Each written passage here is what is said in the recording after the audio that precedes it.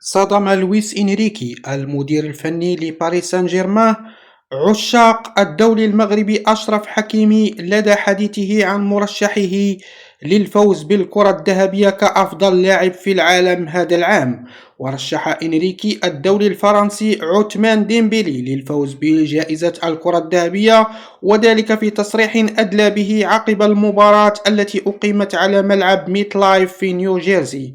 وأضاف قائلا: كي تفوز بجائزة الكرة الذهبية ينبغي عليك أن تسجل الأهداف وتقدم التمريرات الحاسمة لزملائك، ثم تجلب الألقاب للفريق. وتابع المدرب الذي سبق له تدريب منتخب إسبانيا وبرشلونة قائلا: إذا كان هناك لاعب واحد قام بكل ذلك فهو عثمان ديمبيلي، إنه يتفوق على جميع اللاعبين الآخرين بفارق كبير في رأيي.